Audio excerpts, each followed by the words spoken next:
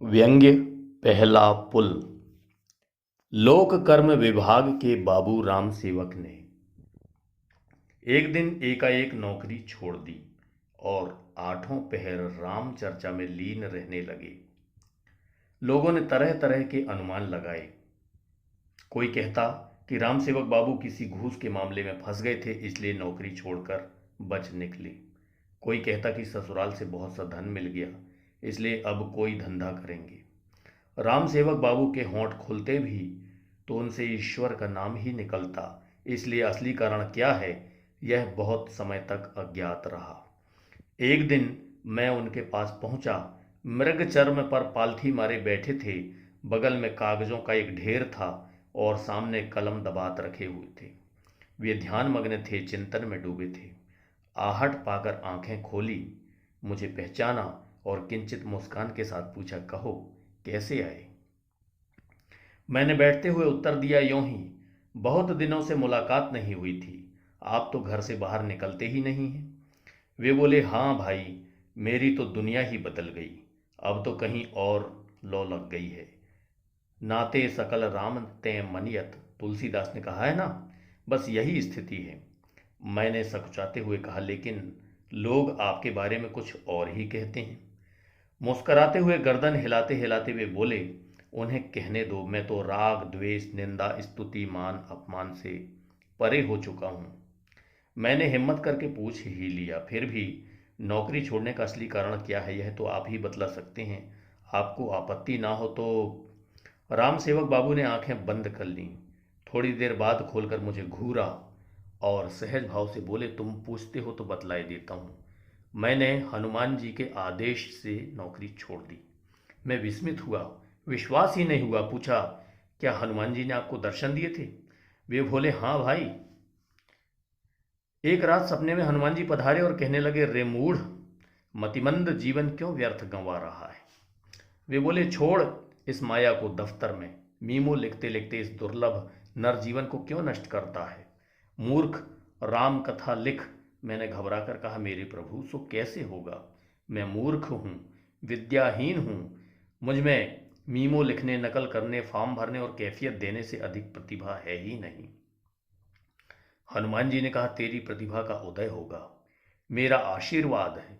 सभी कवि विनय पूर्वक ऐसा ही कहते हैं। तुलसी ने भी तो कहा था, काव्य विवेक एक नहीं मोरे, सत्य कहो लिखी कागद कोरे, तू भी उठ और लिखने बैठ जा। मैंने हाथ जोड़कर विनती की, भगवान आपकी आज्ञा शिरोधार्य है, पर मैं लिखूंगा क्या। कितने ही महान कवियों ने, संतों और भक्तों ने राम कथा लिखी है, मैं क्या विशेष लिखूंगा। तब हनुमान जी ने मुझे समझाया, वत्स, हर कवि का अपना विवेक होता है, अपनी दृष्टि होती है। हर कवि अपने युग से प्रभावित होकर राम कथा को नया रूप देता है। वाल्मीकि, तुलसी और भवभूति में क्या तू कोई अंतर नहीं पाता। तू भी लिख, अपने विवेक और बुद्धि से काम ले और कथा को युगानुकूल नया रूप दे। इतना कहकर हनुमान जी अंतर्धान हो गए। मैं बदल गया।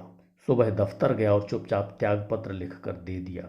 चलते वक्त एक दो बंडल मीमो के फार्म राम कथा लिखने के लिए थैले में डाल लाया। मैंने कहा, तो आपने राम कथा लिख डाली।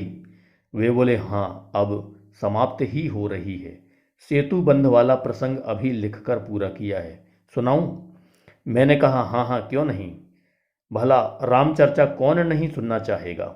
राम सेवक बाबू ने पोथी खोली और एक अध्याय निकाला। पढ़ना आरंभ करने के पहले भूमिका बांधी, देखो भाई, मेरी कथा में कुछ नवीनता मिलेगी, तुम चौंकना मत और न अविश्वास करना। हनुमान जी सपने में कह गए हैं कि ग्रंथ पूरा होने पर मैं इस पर दस्तखत कर दूं अप्रूव्ड करके, तब किसी को शंका ना होगी। मैं तुम्हें एक रहस्य पहले बताता हूँ।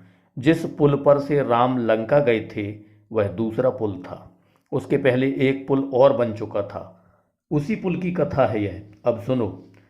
चश्मा पोंछकर उन्होंने फिर लगाया और पढ़ने लगे। जब पुल तैयार हो गया तब नल नील रामचंद्र के पास आए और साष्टांग दंडवत करके हाथ जोड़कर खड़े हो गए। विनय की, प्रभु, पुल बनकर तैयार हो गया है।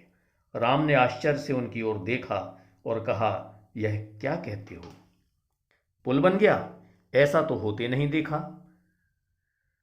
अभी तो मैंने उसका शिलान्यास किया है। जिसका शिलान्यास हो वह इतनी जल्दी नहीं बनता, बल्कि बनता ही नहीं। जिन्हें बनना होता है उनका शिलान्यास नहीं होता, और जिनका शिलान्यास होता है वे बनाए नहीं जाते। मैं जब पहली बार गुरु वशिष्ठ के साथ भ्रमण करने निकला था, तब कितने ही स्थानों पर मुझसे भवनों का शिलान्यास करवाया गया था, पर मैं जब अभी पिता की आज्ञा से वनवास करने उस मार्ग से निकला तो देखा कि वे शिलाएं वैसी ही लगी हैं, निर्माण कहीं आरंभ ही नहीं हुआ। पर तुमने इतनी जल्दी कैसे बना लिया? मुझे तो आशा ही नहीं थी कि यह पुल बनेगा, और मैं लंका पहुंचने के लिए किसी अन्य मार्ग की खोज में था। नल नील, तुमने अद्भुत काम किया। नल नील ने हाथ जोड़कर विनय की, प्रभो, सब आपकी कृपा का प्रसाद है। पुल तैयार है, सेना को आज्ञा दो। रामचंद्र ने सुग्रीव को बुलाकर कहा, बंधु, पुल बन गया। नल नील में अद्भुत क्षमता है, पर उनकी क्षमता भी क्या करती यदि तुम धन से सहायता ना करते। मैं तुम्हारा बहुत ऋणी हूं मित्र। सुग्रीव ने कहा, भगवान, ऐसी विनय आपको शोभा नहीं देती। आप इस विशाल आर्यभूमि के नरेश होंगे, मैं तो एक छोटे भूभाग का स्वामी हूं। मेरा कोष आपके काम आ रहा है, यह मेरे लिए गौरव की बात है। राम ने कहा, तो बंधु, कल ही सेना को उस पार चलने का आदेश दो। सुग्रीव यह सुनकर चौंक पड़ा, कहने लगा, महाराज, आप कैसी अनहोनी बात करते हैं। सेना कैसे कूच कर सकती है? अभी पुल का उद्घाटन तो हुआ ही नहीं। राम समझाने लगे, देखो बंधु, हमें यह ध्यान रखना चाहिए कि एक दिन की देर होने से सीता का अहित भी हो सकता है। हमें उद्घाटन की प्रथा को पालना इस समय आवश्यक नहीं है।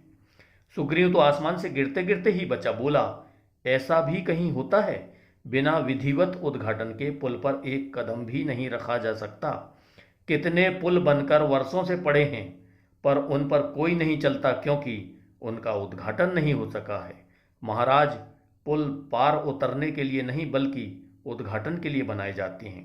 पार उतरने के लिए उनका उपयोग हो जाता है, प्रासंगिक बात है। सुग्रीव का हठ देखकर राम कुछ झुके, बोले, तो फिर जल्दी करो, किससे उद्घाटन कराया जाए? सुग्रीव ने झट कहा, मेरी अल्पमति के अनुसार आपके श्वशुर जनक जी के करकमलों से पुल का उद्घाटन होना चाहिए। राम ने सहमति प्रकट की, ठीक है, इसी समय निमंत्रण भेजो। सुग्रीव ने तुरंत विश्वस्त वानरों को निमंत्रण देकर जनक के पास भेजा। राजा जनक अपने दल समेत मिथिला से चले और कुछ दिनों में सागर तट पर आ गए। उनकी यात्रा का खर्च सुग्रीव ने ही दिया, और उसने हिसाब लगाया कि जितना जनक के आने में खर्च हुआ, उतने से तो 2 पुल और बन सकते थे। उद्घाटन के लिए एक मुहूर्त निश्चित किया। जनक ने पूजा की और सोने की कैंची से फीते को काटा। वानरों ने जयनाद किया, राजा जनक की जय, राजा रामचंद्र की जय, राजा सुग्रीव की जय। जनक ने इसके बाद वानरों की सभा में भाषण दिया, भाइयों, रामचंद्र ने मुझे इस पुल के उद्घाटन करने के लिए बुलाकर मेरा जो सम्मान किया है, उसके लिए मैं उनका कृतज्ञ हूँ, आभारी हूँ। उन्होंने मुझे बुलाकर उचित ही किया, क्योंकि वे आखिर मेरे दामाद हैं। वे और किसे बुलाते? भाइयों, राष्ट्र के जीवन में पुलों का क्या महत्व है, यह किसी से छिपा नहीं है। आज अपने देश का हमें निर्माण करना है, और निर्माण तब तक नहीं हो सकता जब तक हमारे पास बड़ी संख्या में पुल ना हों। पुल ही राष्ट्र की पूंजी हैं, और पुलों के बिना कोई राष्ट्र उन्नति नहीं कर सकता। संसार का इतिहास उठाकर देखो, वही राष्ट्र प्रगति कर सका है जिसके पास काफ़ी पुल थे। इसलिए तो मैं कहता हूँ कि हमारे देश में पुल ही पुल बने। समस्त देश पुलों से पाट दो, भूमि पर पुल बने, नदियों पर पुल बने, सागरों पर पुल बने, महासागरों पर पुल बने। यही नहीं, हवा में पुल बने, जैसे हवा में महल बनते हैं। इस महान पुल निर्माण योजना की श्रृंखला में यह पुल पहली कड़ी है। मैं आप लोगों को पुनः धन्यवाद देता हूँ। तालियों की गड़गड़ाहट के बीच राजा जनक अपने आसन पर बैठ गए। वे बैठे ही थे कि देखते ही देखते वह पुल भर भरा कर गिर पड़ा। सुना है उस पुल के संबंध में जो जांच कमीशन बैठाया था, उसकी रिपोर्ट कलयुग के इस चौथे चरण तक तैयार नहीं हुई। आप सुन रहे थे हरिशंकर परसाई जी द्वारा विरचित व्यंग्य पहला पुल। सुनने हेतु शुक्रिया, धन्यवाद।